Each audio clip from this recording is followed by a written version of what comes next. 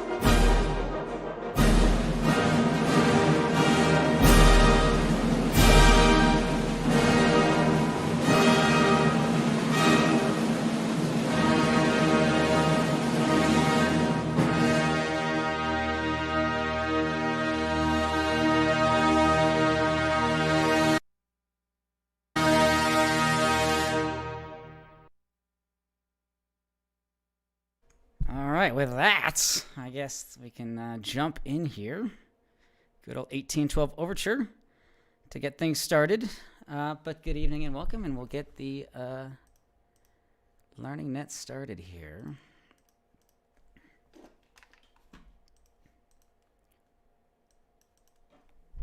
This is K1DBC. The DRC Learning Net will start in 1 minute. All stations please stand by while the repeaters are placed into net mode.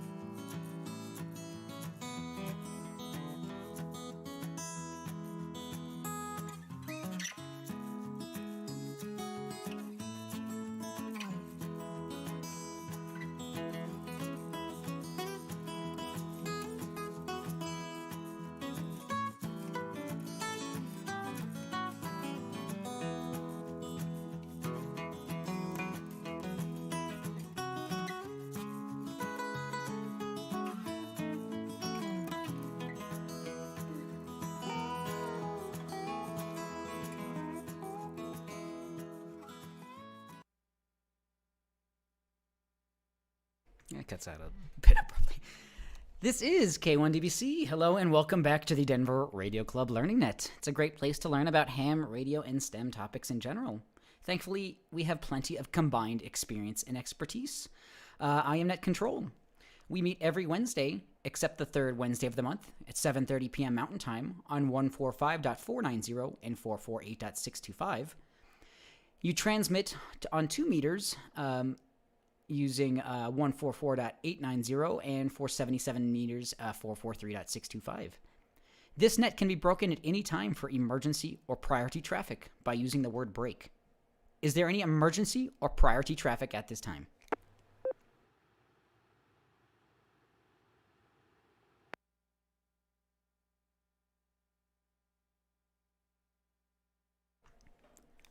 You can contact us via email at drclearningnet@gmail.com, elmer@W0TX.org. We also post info at groups.io/g/ham learning net. And we also stream on YouTube. You can find our club on there. If you just search YouTube for W0TX, you can find where we stream on there. It is on my channel, K1DBC. So if you can't check into the net over the air, or if you ever want to check in over online, or check in the or see behind the scenes, that would be a good opportunity to see that.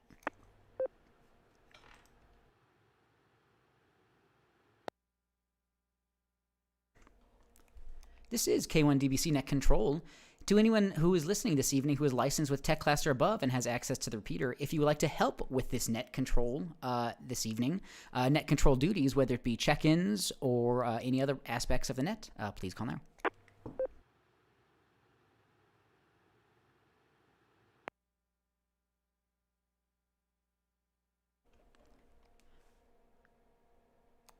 This is K1DBC Net Control. We will begin by inviting Elmers only to check in with or without traffic. All Elmers, please check in now. Alpha 0, Juliet Kilo, AA 0, JK, Fred Narvada, good evening, with traffic.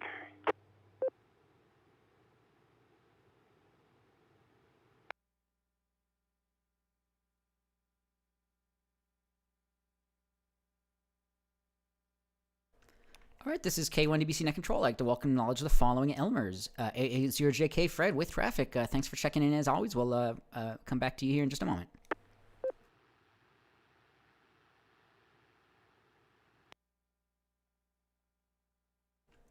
All right, all other check-ins to the net will be taken in alphabetical groups based on the first letter of the suffix of the operator's call sign. The suffix is the first letter after the number in your call sign. If you can, please try to use ITU phonetics as you check in, for your call sign at least, and indicate if you have any traffic or questions as you do. If your suffix begins with the letters A through M, Alpha through Mike, please check in now. W0TX repeater. Kilo 0, Bravo, Alpha Tango, Heart and Aurora, no traffic. November 0, Echo Yankee Zulu, Jim and South Jeffco, no traffic.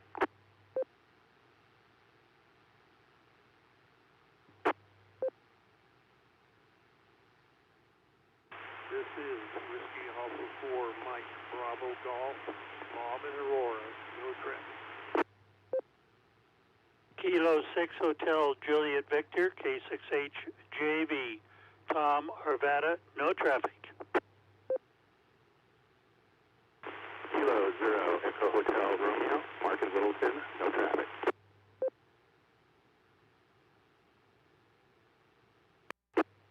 November 1, Golf Uniform Mike, Peter, Littleton.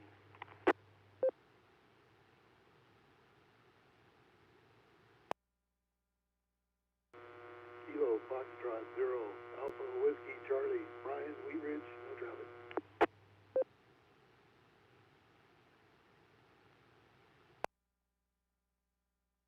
Kilo Charlie 8, Hotel Charlie Foxtrot, Jonathan, Brighton, no traffic.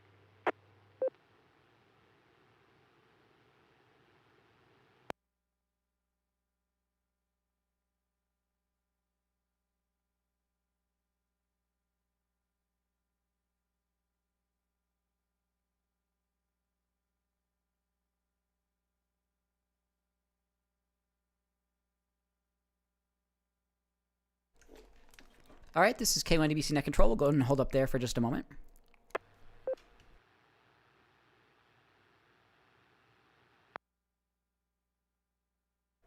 This is K1DBC Net Control. I'd like to welcome and acknowledge the following check-ins. K0BAT Art, N0EYZ Jim, WA4MBG Bob, K6HJV Tom, K0EHR Mark, N1GUM Peter, KF0AWC Brian, and KC8HCF Jonathan. Thank you all so much for checking in. Appreciate everyone being here this evening.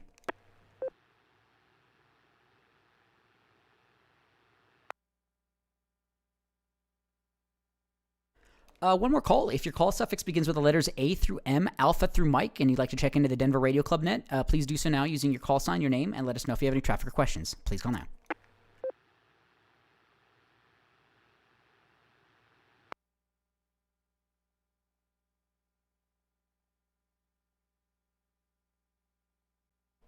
Okay, we'll go ahead and open up check-ins to the whole alphabet. If you'd like to check into the Denver Radio Club Ham Learning Net to talk about any ham radio or STEM topics or electronics, etc., we're taking all call signs, all call suffixes at the moment, A through Z. Please check in now with your name, your call sign, and let us know if you have any traffic or questions. Please call now. Kilo Echo 0, November Romeo Echo, Jim in Littleton with traffic.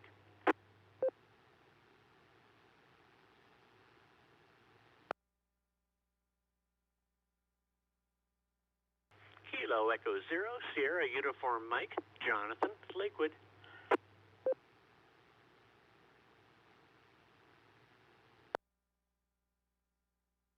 November 0, Tango Romeo Papa, Jim in Lakewood. Good evening.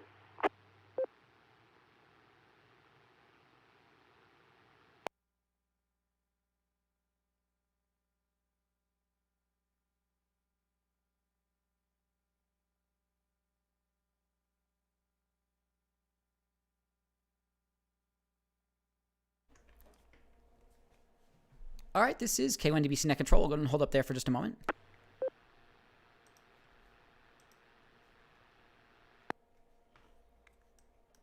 I'd like to welcome and acknowledge the following check-ins. KE0NRE Jim with traffic, KE0SUM Jonathan, and N0TRP Jim. Thank you all for checking in. Once more, we're taking all call suffixes, all call signs. If you'd like to check into the Denver Radio Club Ham Learning Net just for the count, or if you have any traffic or questions, please check in with your call sign, your name, and let us know if you have any traffic or questions. Please call now.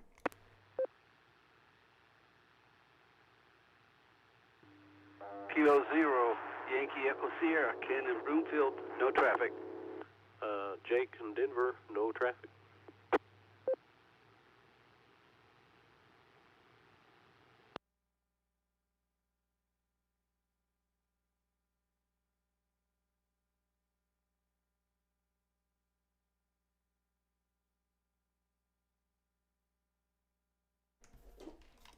All right, this is K1DBC Net Control.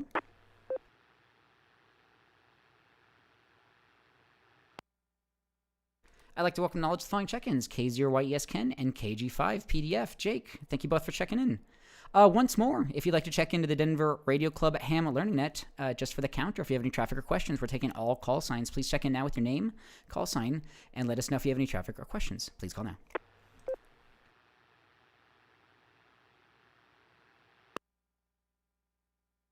Kilo Foxtrot 0, Foxtrot Papa India, Ron in Lakewood, no traffic.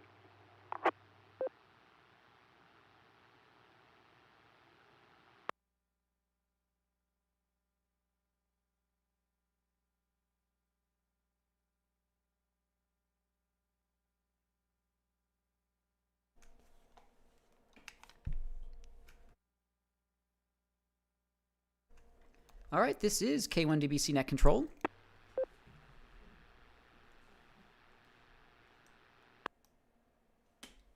I'd like to welcome knowledge to the following check-in, KF0FPI Ron. Thank you so much for checking in. We've got quite a few check-ins here pretty quickly. Appreciate everyone checking in. Appreciate everyone being here this evening. Again, you can check us out on YouTube if you want. If you just search for our club's call sign, W0TX, you can see some behind the scenes and some give some more context to things. With that, though, I'll throw it out to Fred, A0JK. Fred, the net is yours. Go ahead. Okay, Daron, do we have the repeater set? I'm going to be a little long-winded.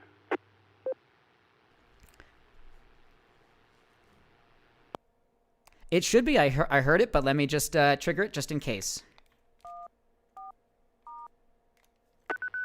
PL off. All right, this is K1DBC Net Control. A0JK Fred, you should be good to go. Okay, thank you. I wasn't sure, but so I thought I'd better check here before I got carried away here.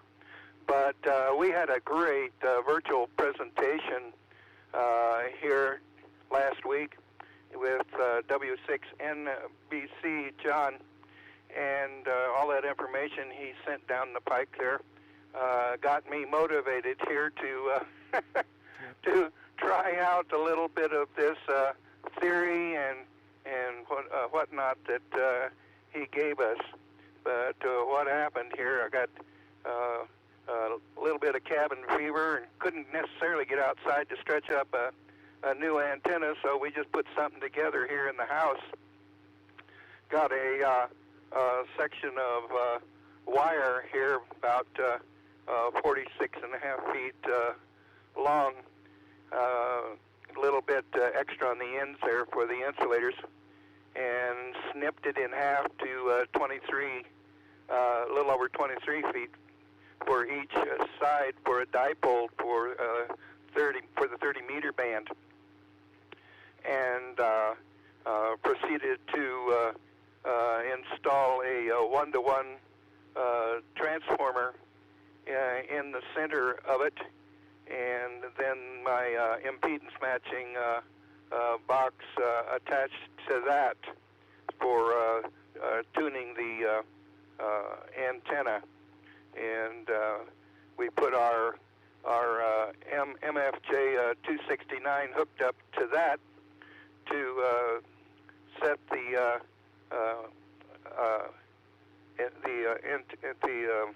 set it for the lowest SWR, standing wave ratio there. Once I got that set, I got disconnected my 269 and hooked the coax to it, and proceeded to give it a try.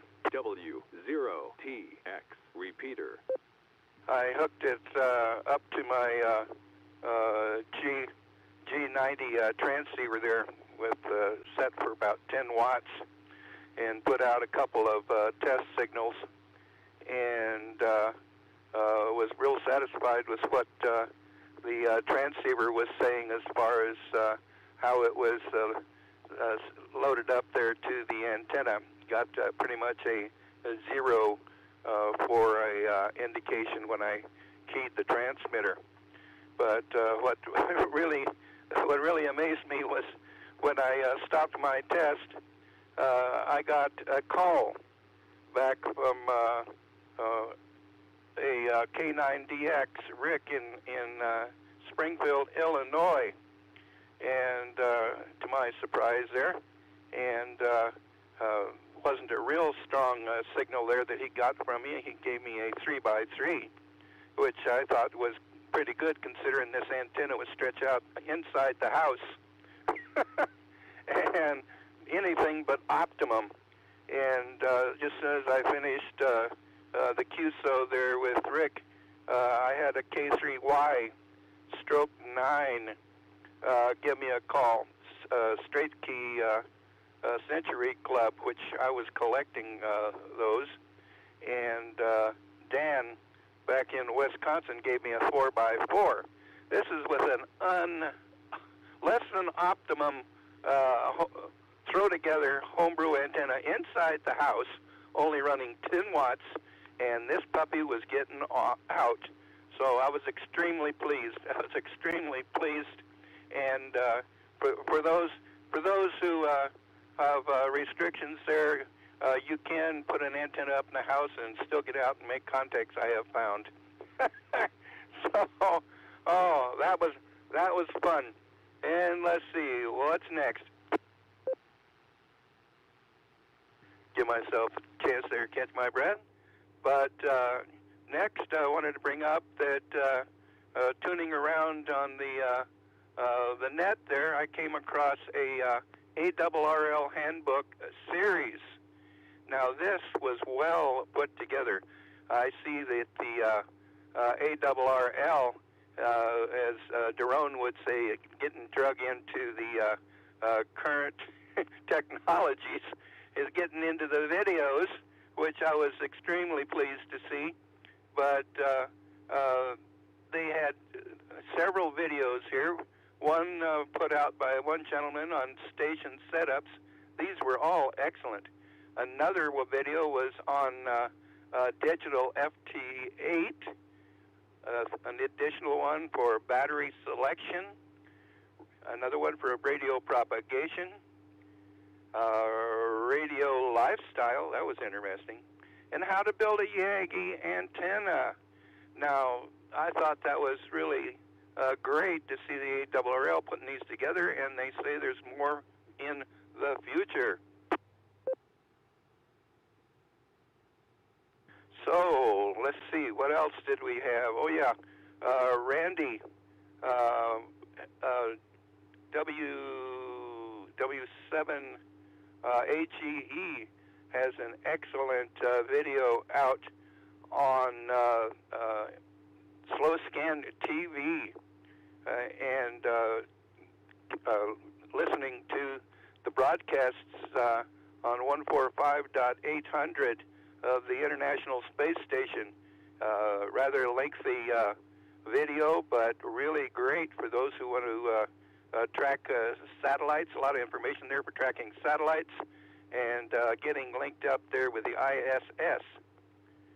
And last but not least, there was a program on there for put out by VK7HH out of Australia for FT8 for those who are interested in or are operating FT8. Great video he has put together there, operating the software and everything, getting all hooked up and operating FT8, the digital modes. So, boy, I've been busy to say the least. Anyhow, I've taken up enough time.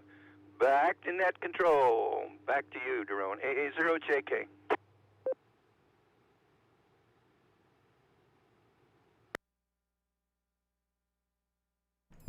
AA0JK, Fred, this is Daron, K1DBC Net Control. Not a problem. A lot of great information there. Yeah, appreciate it, for sure. Yeah, it's yeah, good to hear with your experimentation there with the 30-meter dipole indoor antenna. Yeah, if you have some space restrictions, you can definitely do a lot more than you might think you'd be able to do. So, yeah, don't hesitate to just try things and see what happens. So, yeah, with a antenna analyzer and a radio and a capable antenna, you can work quite a lot more than you may expect. So sometimes you just got to try things. So really cool stuff there. And yeah, is ARRL putting out more videos and a lot more ham radio YouTubers out there and a lot of stuff there. The ISS, slow scan television, really cool stuff there. And yeah, as you mentioned, the getting into FT8 from it looks like VK7HH. So really cool stuff there. So really appreciate all that info. Glad to hear on your operations there. Glad to hear you're getting some use out of that Xiegu G90 and things are working well. So glad to hear on that.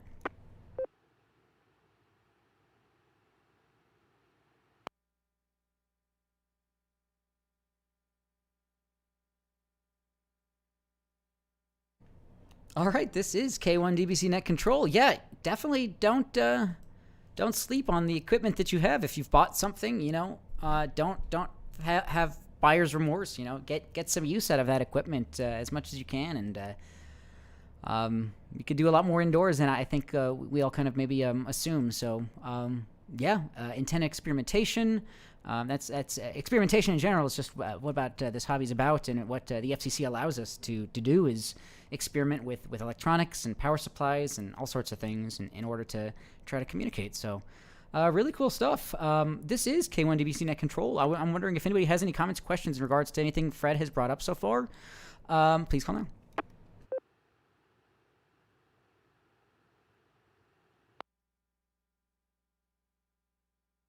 Comment? Yeah, go ahead with the comment. This is Kilo Zero, Echo Hotel Romeo. That was a great story, Fred. I thought I'd relay something I've been doing. It's kind of similar. I recently picked up an ICOM IC705 I have a G92, by the way, but the 705 tops out at 10 watts as well.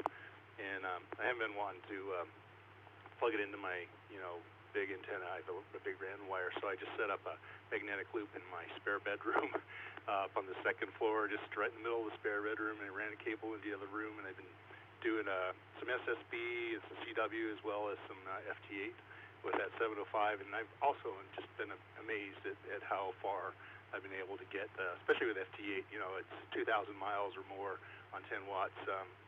And then if you look at PSK Reporter with FT8, I can see my signal being received sometimes in Japan and Australia, again, just on 10 watts and a magnetic loop. So pretty amazing stuff. Back to net.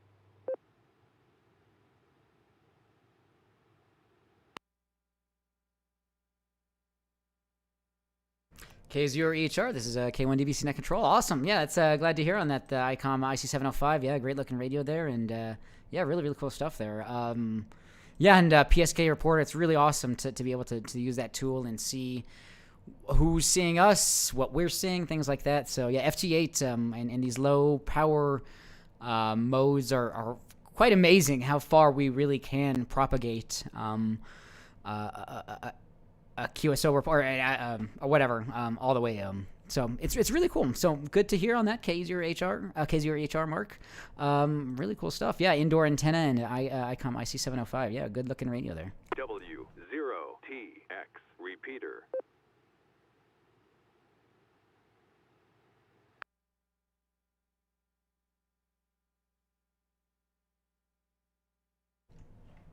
All right, this is K1DBC Net Control. Yeah, especially with the QRP, 10 watts, 10 watts, you might as well just try it from indoors. It's not like you're going to really lose much anyway. So always good to have an antenna at a good height and outdoors. But, sometimes you can only you make do with what you have. So cool stuff. So, all right, this is K1DBC Net Control. I'm actually going to drop here for just a moment.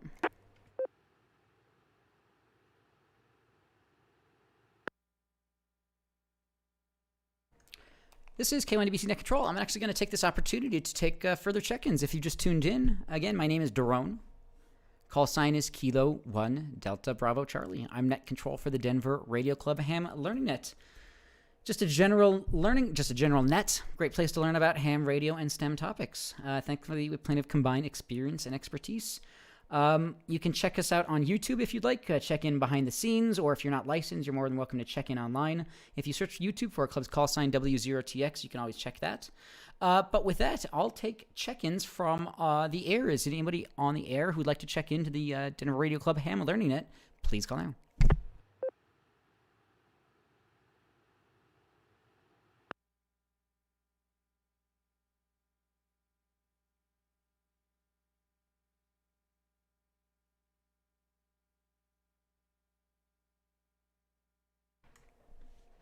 This is K1DBC Net Control. Once more, if you'd like to check into the Denver Radio Club Ham Learning Net with any comments or questions or just for the count, please do so with your call sign, your name, and let us know if you have any traffic or questions. Please call now.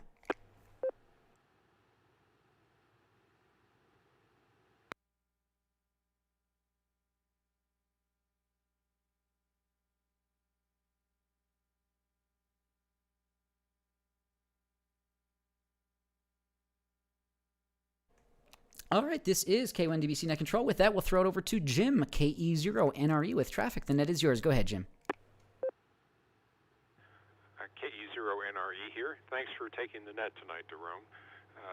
With regard to low-power operations, I think it's generally agreed that when somebody says they're running QRP, they're probably around 5 watts, maybe as high as 10 watts sometimes, but I wondered, in the case of people who are working summits on the air or parks on the air, is there any general understanding about the power limit that's being employed under those situations, or is it whatever you can carry or whatever you care to hook up? KE0NRE, back to net. Comment?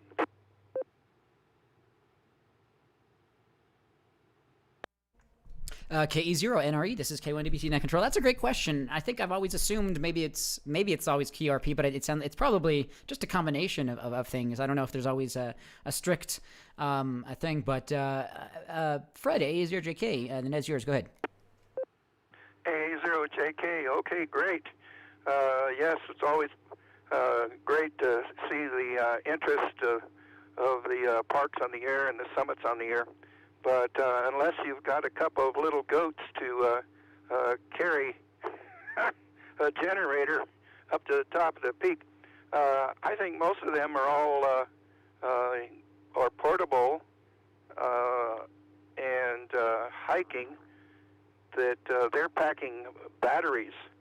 And I have not seen anywhere that there was any kind of restrictions as far as QRP operations are concerned. I think it's all a matter of just whatever your equipment will allow. So until I hear otherwise, I would say it's just whatever resource that you have available to you, it's fair game for making those contacts. AA0JK, back to net control. KE0SUM, comment. All right, sounds good there, Fred. A0JK. KE0SUM, Jonathan with the comment. Go ahead. Well, the way I understood the question is what power was most favorable, or if there were limits in SOTA and POTA. And from what my research has been and what I've always done is I've always run, when you're talking QRP, that stands for low power. So if I say I'm QRP, I'm either doing 5 watts or 10 watts. I have an internal battery on my X6100, and then the G90, which I dialed down, uses my Bio-Eno. So that's the way I understood the question. KE0SUM, back to net.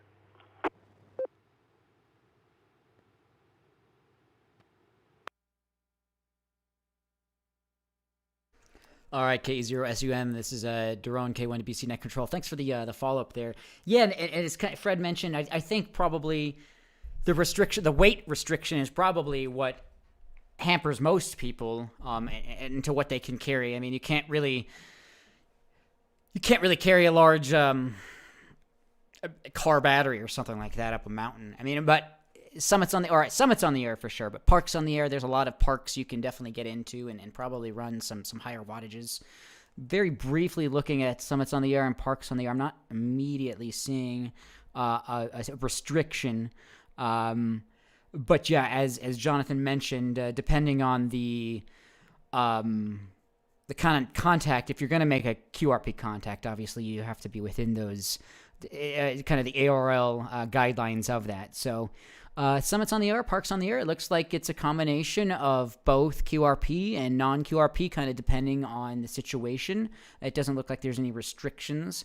But I'm guessing definitely summits on the air. There's probably a lot more QRP. Not many people carrying a lot of equipment up there on the mountains to operate. So with that though, KE0NRE, Jim, go ahead if you have any other follow up on that. KE0NRE.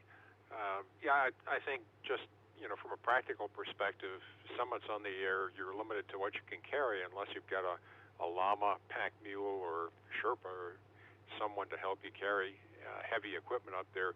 You're probably going to be looking for the lightest low power assembly you can get. But for parks on the air, I mean, I know people who will drive their camping trailers into a park and set up and do parks on the air, and they may have 5 or 6 batteries in their setup and running 100 watts or more. So I just wondered if there was any general understanding about either the difference between those two from a practical perspective, or whether it was just whatever you care to use. And if you're lucky enough to have a pack mule, go for 100 watts on a summit. Back to net, KE0NRE.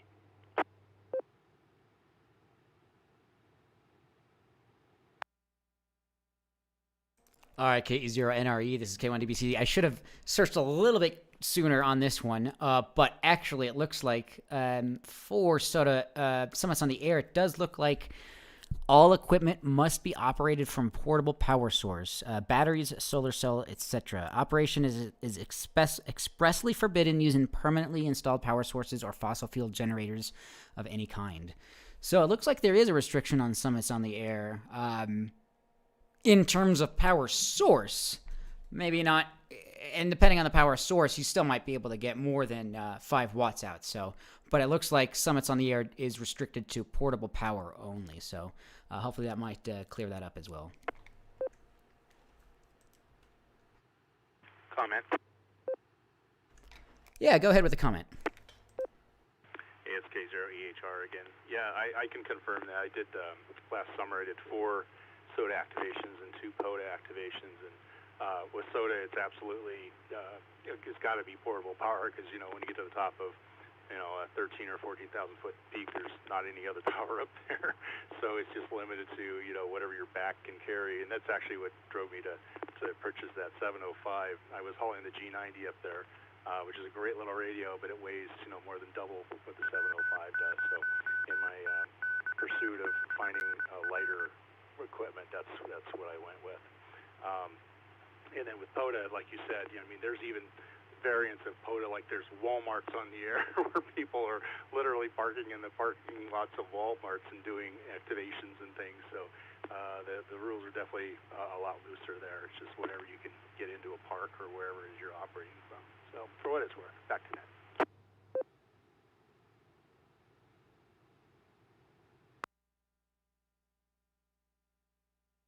All right, K0EHR, Mark, this is K1DBC Net Control. Yeah, thank you for confirming that, too. Yeah, yeah, it seems like, obviously, when you get to a peak, you have no commercial power source. So just within that, it seems like they might as well just restrict that and just make that a thing. So, yeah, summits on the air, a little bit more work. You definitely have to have non-commercial power and portable only, so... definitely, it's a little bit more weight to carry, and as you mentioned, yeah, the smallest amount can matter. So, very cool. So, yeah, we are January 26th, the middle of winter here or so. Probably coming up on Winter Field Day. I can't even remember. Maybe we passed that, but yeah, get on the air. This is not a reason not to get out there. So. Very cool. Great question there, NRE. I didn't even really think about that to begin with. So, this is K1DBC Net Control. Anybody else have any other comments, questions in regards to anything we've spoken about so far, or anything else you'd like to bring up? Please call now. Question. Yeah, A0JK Fred, go ahead. Yes, a lot of fun here to be had with these, and the call letters for the gentleman who has the 2 pet goats. Is he W0GOT? Is that correct? Am I remembering that correctly? He's got the 2 pet goats that he puts little backpacks on, probably full of batteries. Batteries and snacks for him and the goats. But is that correct for his call letters, W0GOT? He's had some fantastic articles, some great articles about some of his little trips there for summits on the air. And some of his operations. Be interesting to take another look at what he's using there for making his contacts. But a lot of fun to be had. AA0JK.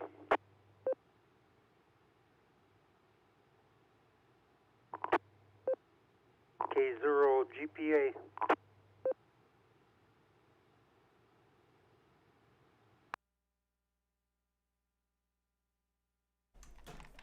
All right, Fred, this is Daron, K1DBC Net Control. Yeah, that's very close on the call sign, WG0AT, as in W-GOAT. Very close, yeah, Steve. He's actually based here in Colorado, so yeah, really cool stuff here. Has a YouTube channel, check him out. K0GPA, go ahead. Oh, okay, I forgot your name. Name here is Bob, and Kilo Zero Golf, Papa Alpha, and Lakewood. Yeah, I worked Steve today on 14652 Simplex. He was up on Mount Herman, and another one was up on Panorama Peak and I worked him on 14652 simplex. A lot of times in the weekends you can catch him on 14652 simplex. Yeah, I was just going to tell you his call letters: Whiskey Golf 0 Alpha Tango, and I've worked him quite a few times. Anyway, that's about it. K0 GPA.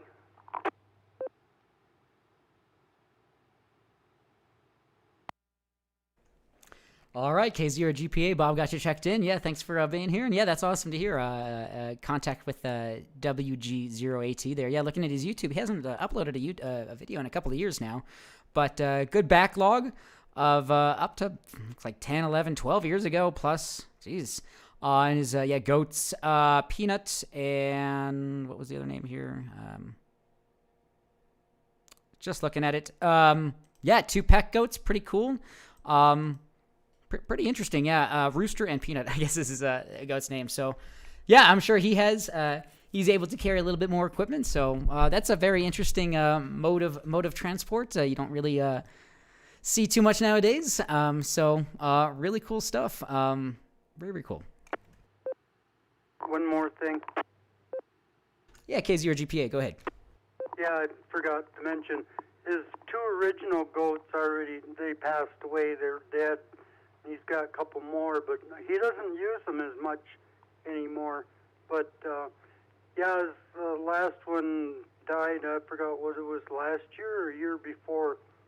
And so they're not around anymore. So he has some new ones, but he hasn't said if he uses them right now. I'm not sure why. K0 GPA.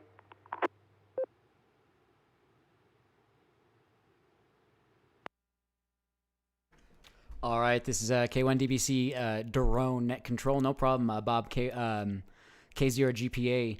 Yeah. Circle of life, and maybe in this day and culture, maybe people didn't potentially like seeing that. There are work animals out there. Dogs love to work, and there's a lot of animals that love to kind of serve some purpose in the world. So hopefully it wasn't anything like that, but. It sounds like, or it looks like he's definitely a lot more social networking. So there's a lot more people that may be involved with him. So maybe some people power instead of goat power. So, yeah. So really cool stuff.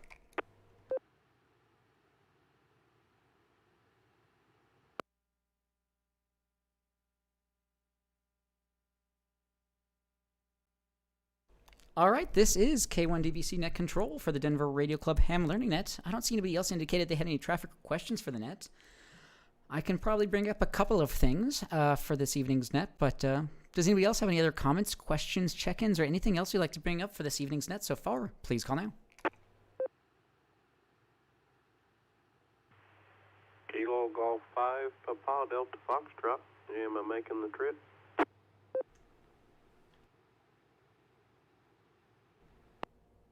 You're coming in quite clear, all quiet and passing the repeater there. So yeah, KG5 PDF, go ahead. This is K1DBC Net Control. Okay, just wanted to verify there. Sometimes it's a little tricky getting the antitones to do a repeater offset. Anyway, just wasn't sure. I missed part of your comment there, but it sounds like this Saturday is winter field day, so it would be a perfect time to do some sodas.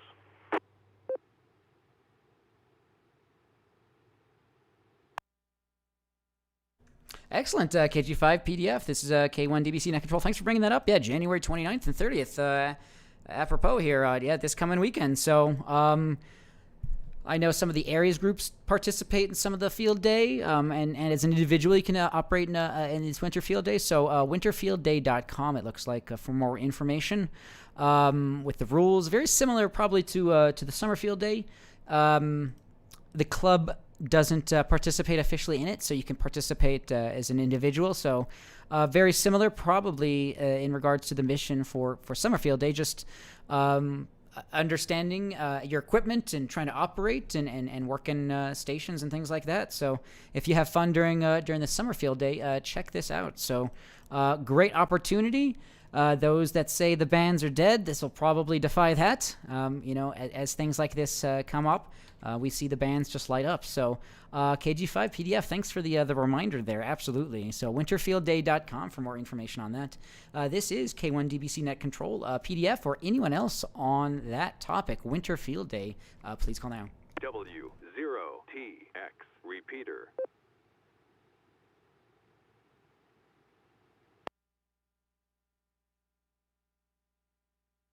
EHR.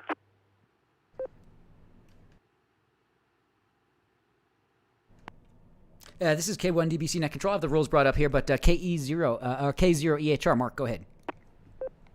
Thanks, Jerome. Yeah, I was just literally looking up the Winter Field Day stuff earlier today when somebody reminded me of it. So one thing that you can keep in mind is that being winter and with COVID and all, they do have a special category for home stations. So you can still participate and not even leave your home. You can run your home antenna and your home, off of the mains power and everything if you want to. If you want to run QRP levels, you get bonuses. If you want to run on battery, you get bonuses. But yeah, you don't have to go out and trudge around in the snow if you don't want to. So I just thought I'd throw that out there. Back to net.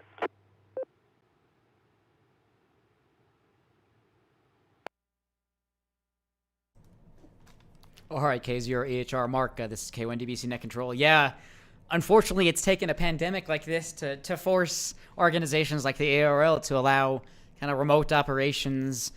And I'll have to check, but for summer you can definitely apply your points towards the club.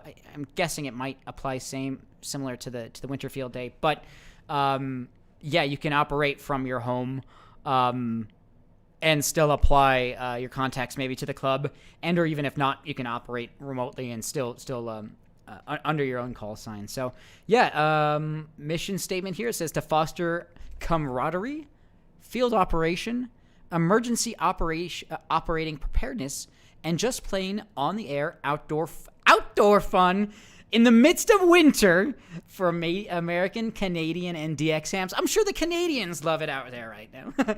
Don't let those winter doldrums keep you locked up in the house. Get out and play some radio. I think they're trying to encourage us to do something here. So, Field Day runs for 24 hours, full weekend January each year, 1900 UTC, Saturday, 1900 UTC Sunday, 29th to 30th. All amateur bands except for 12, 17, 30, and 60.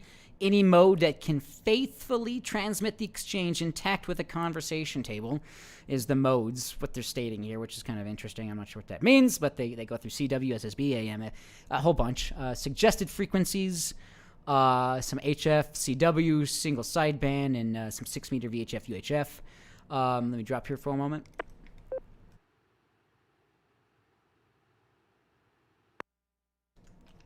Operating locations, as we've kind of spoken about: indoor, operating from inside a remote, insulated, heated, or cooled, weather-protected structure. Outdoors, operating from a location partly or fully exposed to the elements and at least 30 feet away from your normal station. And home would be from inside a home or inside another structure attached to a home that could or would be the usual location of an amateur station. Pretty similar to the summer field day. Just another great opportunity, as they mentioned, camaraderie, and just, yeah, so great opportunity to come up here this weekend. So this is K1DBC Net Control. If you have any HF, VHF, all bands, all modes, pretty much, check it out over the weekend.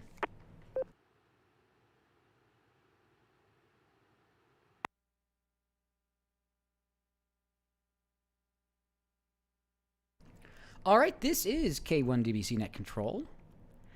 Yeah, appreciate the reminder there.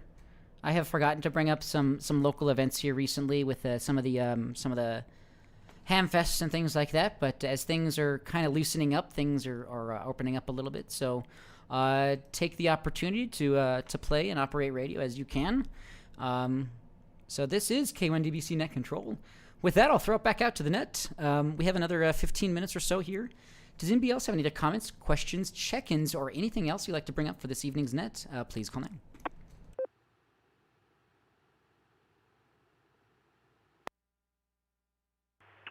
PDF with a further there.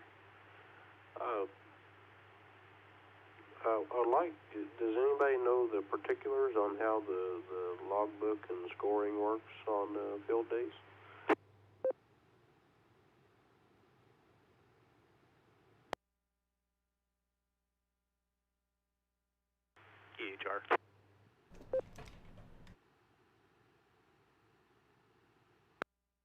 EHR. This is K1DBC Net Control. EHR, go ahead.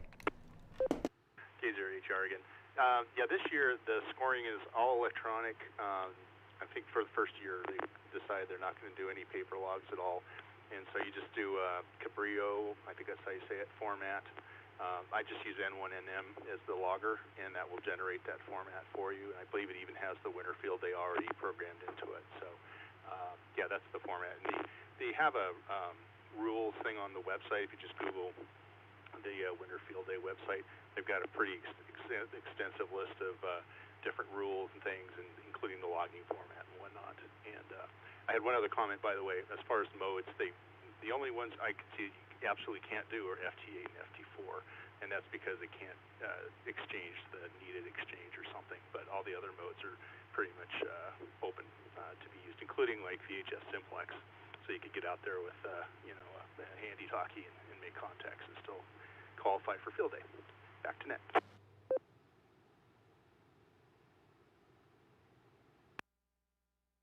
All right, this is K1DBC Net Control. Good comment there, EHR. Yeah, that's a notable exception, FT8 and FT4. I thought you could use those during the summer, but interesting you can't use that during winter. Maybe not.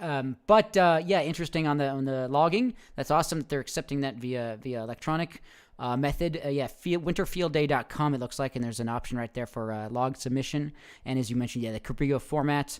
Many of the different loggers have that format you can export to. So, N1MM, or for summer field day we use N3FJP, which is kind of like a networked logging software. So any sort of logging program that you have that can export to Cabrillo, you will be able to just use that and just upload it to the winterfieldday.com site. So KG5 PDF, if you have any other follow-up on that, go ahead.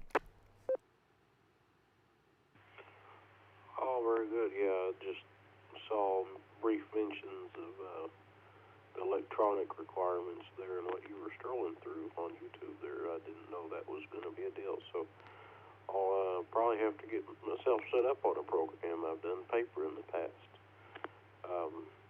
But really what I was curious about is just doing your own, just activating at home or whatever. If I don't send that log in, do your contacts still get points? Are they matching those logs up, or is it one-sided, kind of how much priority does a person need to put into trying to submit those logs if you're going to get knee-deep in field day? KG's 5 PDF.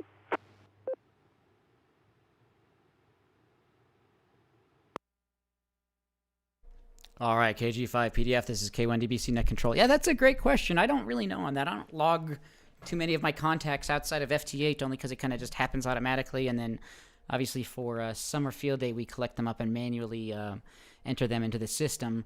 If there was only one side that reports, I don't know actually how that works. I don't know if it fills in automatically for the other participants, or if both parties need to report for that contact to be valid. I'd imagine the person who submits it probably obviously should be valid for them. But if the person who doesn't submit it, I'm not too sure how that works. So this is K1DBC Net Control. That's a great question. In general, does anybody know if you're submitting contacts and only one side does that, how does that look in regards to some of these ARO contests or things like that? Go ahead. W0TX repeater.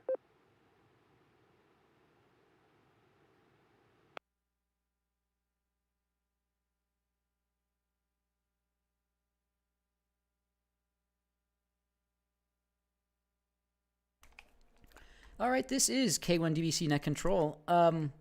That's a great question. I've never really thought about that too much, Yeah, I don't know. Again, once more, excuse me, does anybody have any experience if you've submitted your contact logs for contests, I guess more specifically, if one party doesn't submit it, does your side not count? Or if anybody has any other insight on that, go ahead. Comment? Yeah, comment, go ahead. If it's not confirmed by both parties, it's not a contact. So if you're making contacts to somebody that's in a contest or anything like that, they submit a log, their contact doesn't count because you didn't submit a log. So you just kind of wasting their time when they're running a whole bunch of contacts, bam, bam, bam, bam, bam. And so you're not doing them a service by making contact with them if you're not submitting a log.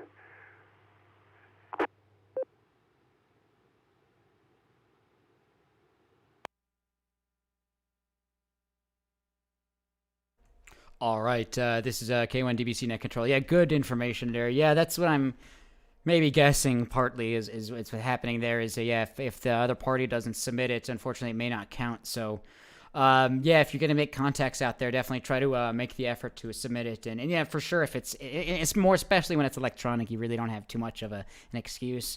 And yeah, try to use some logging software, and it's pretty straightforward for some of the things you need. And so good information, good question there, Jake, KG5PDF. So if you or anybody else has any other questions on that, go ahead.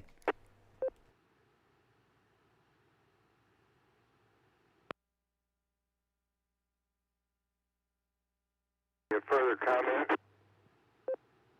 Yeah, go ahead with the further comment. 4 years ago, I got on 40 meters because that's about the best way to talk to people in, where was it? Oh, Nebraska. That's all I needed for, worked all states. I'd been trying to find somebody up 20 meters for a long, long time, and it's just too close, so I got in there, the Nebraska so party, and I made 5 contacts on 40 on a Saturday and 5 on a Sunday, and I won a category. So I got a gift certificate for some place in Omaha or somewhere, which of course I never got. I just said give it to somebody else, but I thought it was pretty funny to make 10 contacts on 40 meters on a QSO party and win a contest in my classification.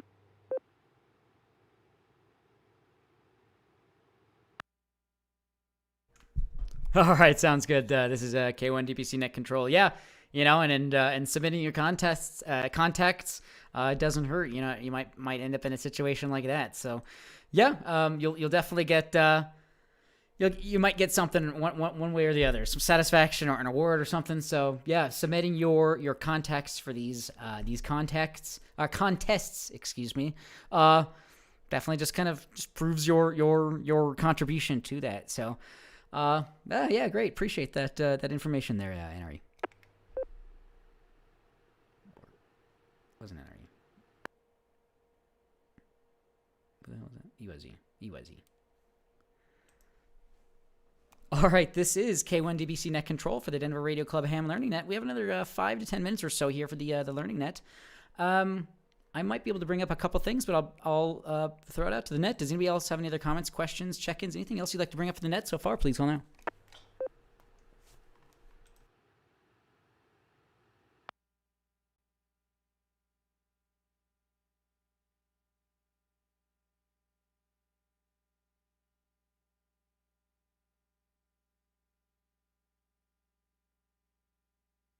All right, this is K1 DBC Net Control. Ooh, I just doubled over somebody.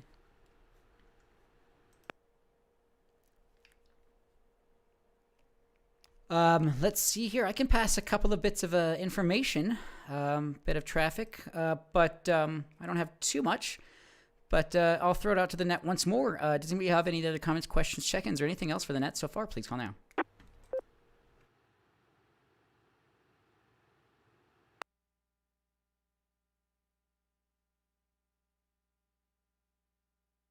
All right, this is K1DBC Net Control for the Denver Radio Club Ham Learning. I don't have too much information to pass. Some recent articles here from the ARL/news.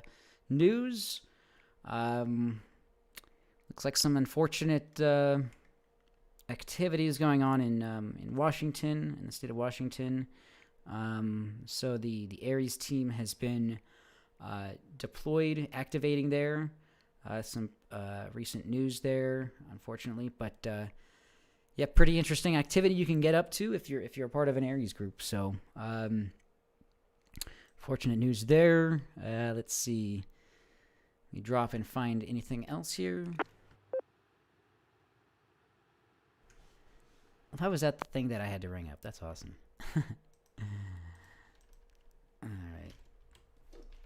All right, this is K1DBC Net Control. Not a whole lot really from my end. Let's see if I can find something here.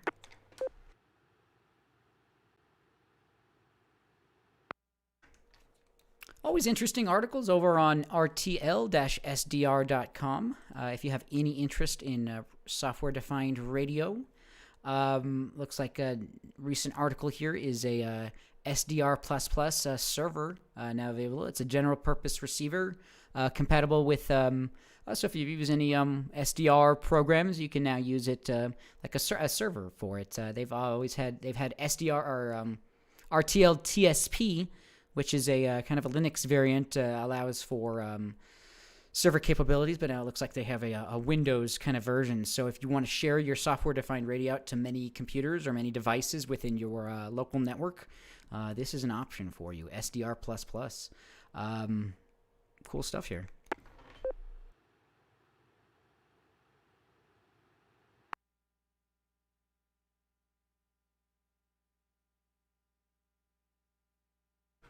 This is K1DBC Net Control. I really didn't have much else for this evening's net. See if I can find anything else, but I'll throw it out to the. There was one thing I can find here, but one more time. This is K1DBC Net Control. Does anybody have any comments, questions, check-ins, or anything from the net? Please call now. A0JK. Yeah, A0JK Fred, go ahead. Yes, I noticed on the ARRL website that we lost some of our spectrum there in the gigahertz range. I know not very many people operate up there, but wound up the FCC auctioned off to the highest bidder that particular section of the spectrum to I think probably the communications people, the high dollar folks. So if we don't use our spectrum, we can potentially lose it. So it's important to support the ARRL because they're the ones looking out for us and our spectrum. And also, kind of off topic here, but concerning spectrum. The G5, I believe that the new radios, new telephones coming out, are interfering with the landing systems of aircraft. So in bad weather, if you want to crash, crank up your telephone to let everybody know that you are about to land, or crash, should I say. I think they're slowly getting that kind of resolved, but just goes to show how tight the spectrum is. A0JK. Comment?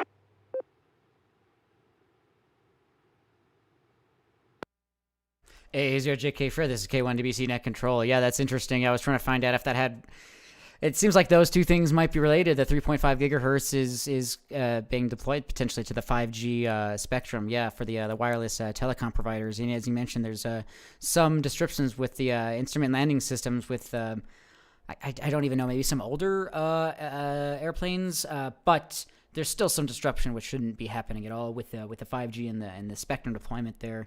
So, go ahead with the comment. I think that was N0EYZ.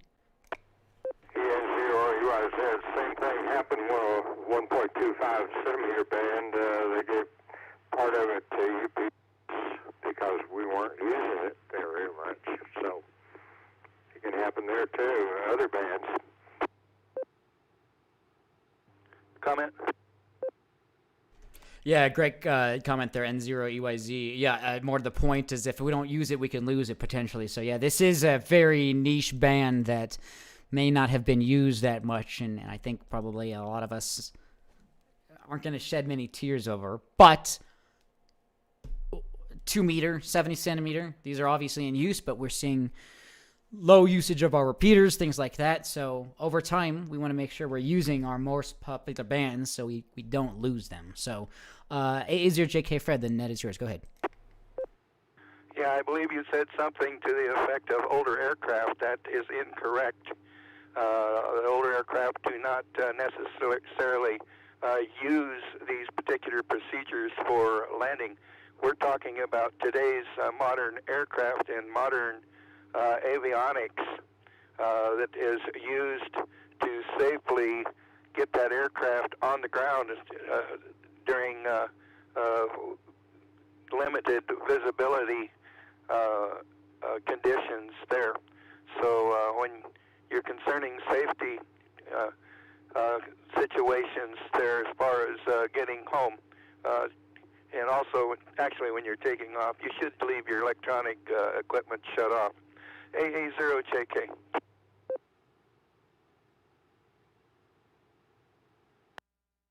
All right. Sorry about that. I doubled over somebody there with a comment. Yeah, I'll come back to you in just a minute. Yeah, good point there. I don't mean to downplay the issue here. Looking at it, it looks like airplane models with FAA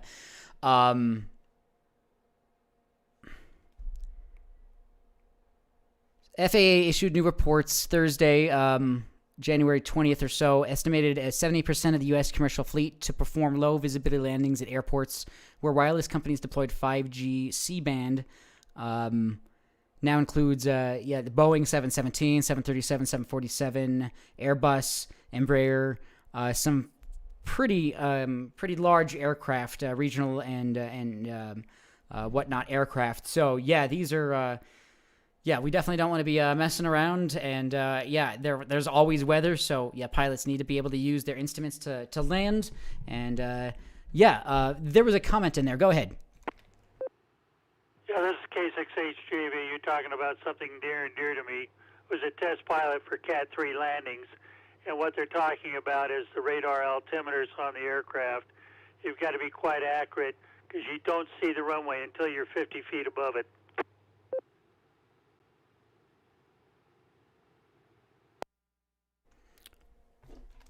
All right, K6HJV, Tom. Yeah, absolutely. Yeah, one of the things I've heard is mountains hide behind clouds, and I'm sure landing runways do as well. So, pilots are very specialized training, and you have to really rely on your equipment. And if your equipment is false, we're seeing with the 747 MAX or things like that, software, anything that your instruments report is incorrect, you're going to have to make life-changing decisions based on that. So, I'm glad that the FAA has finally figured out that this is. I don't know how it's taken this long.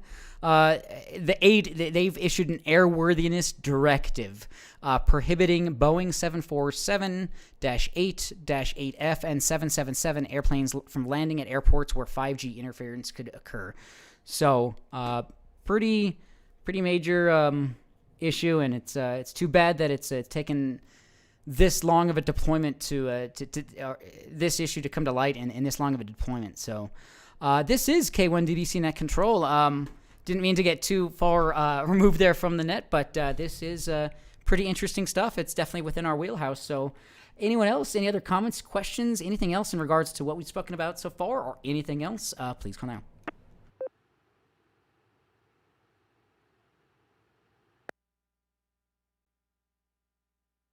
Good evening, Tom.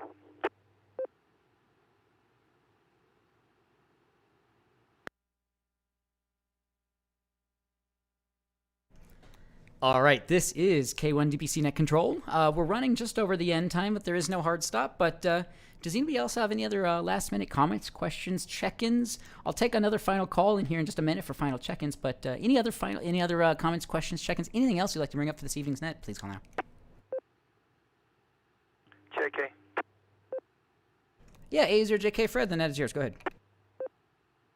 Yeah, on that material that I brought up, I will be posting that on a future, those websites on a future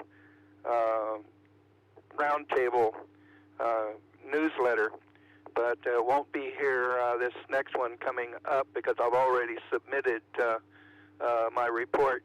But the following, I'll try to have those websites and what have you there posted under the Learning Net report. If there's any questions in the meantime, you can always get a hold of me via the Elmer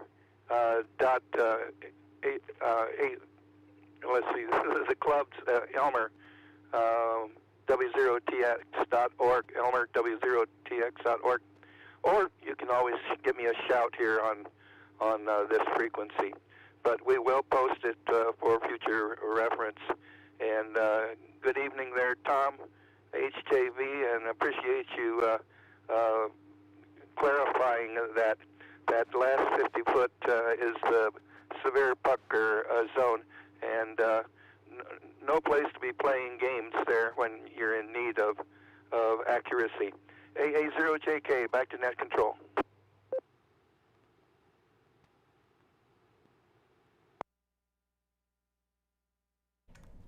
All right, AA0JK Fred, this is K1DBC Net Control. Yeah, appreciate you always doing that, the Learning Net report. If you're not a part of our, not a member of our club, you don't, let me phrase it, you don't have to be a member of our club. If you go to our website, W0TX.org, we have a monthly newsletter we call the Round Table.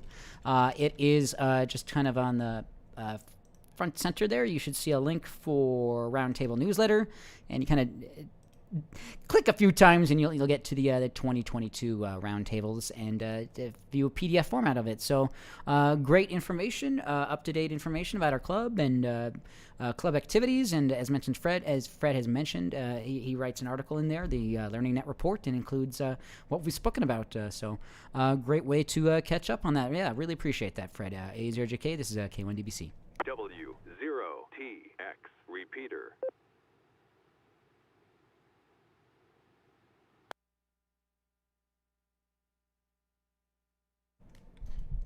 All right, this is K1DBC Net Control for the Denver Radio Club Ham Learning Net. There was, there's not much more else I have. Once more, this will be the final call. Is there any other comments, questions, check-ins, anything else you'd like to bring up for this evening's net? Please call now.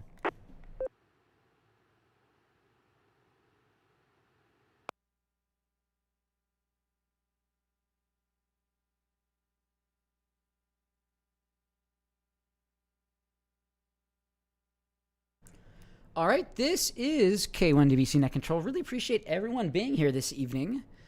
I will start to wrap things up here.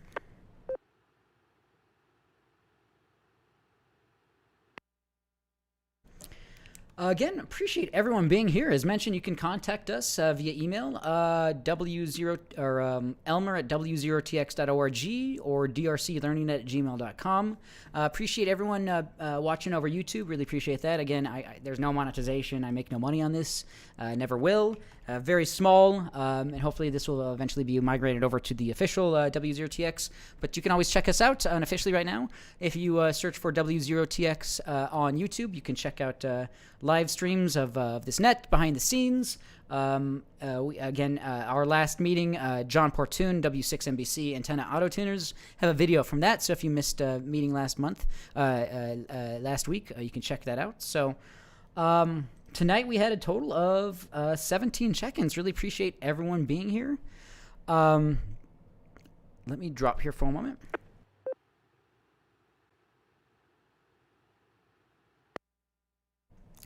Definitely appreciate all our Elmers. Appreciate the club for allowing us to use their repeaters. We have a monthly meeting, third Wednesday of the month. More information on our club, W0TX.org. Not yet announced, but February 16th is our next meeting.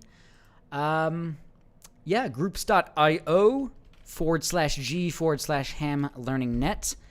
It's a two-way conversation. You're more than happy to provide stories or images from your shack or whatever they're there. Always looking for people to help out and posting links from what we've spoken about. So if you ever want to help out with that effort, you're more than welcome to as well. This is K1DBC Net Control. Let me see if I have anything else, and we'll probably close things out.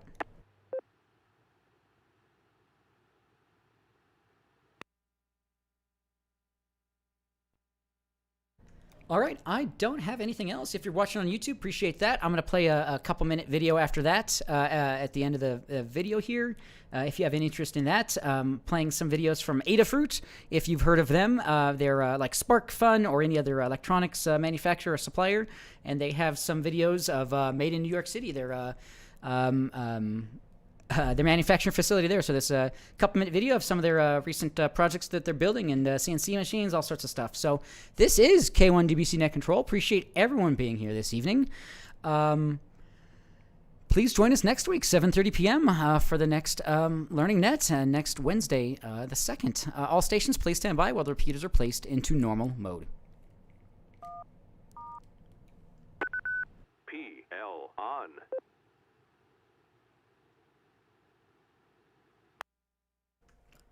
All right, this is K1DBC, 7-3 to all. I really appreciate everyone keep checking in and keeping this net going strong. So 7-3 to all, I am clear. Everyone have a great evening.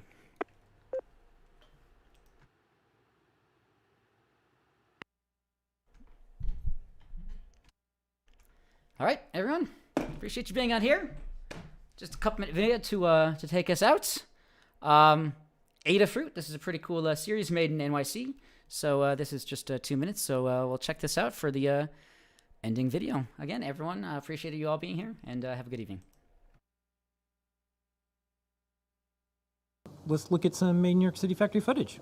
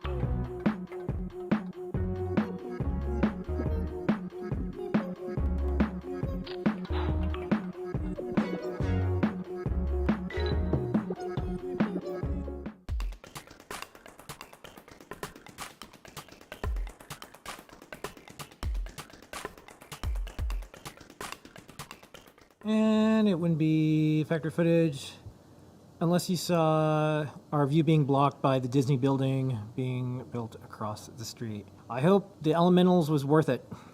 Anyways. All right, everyone. Thanks. Have a good evening. We'll see you next week.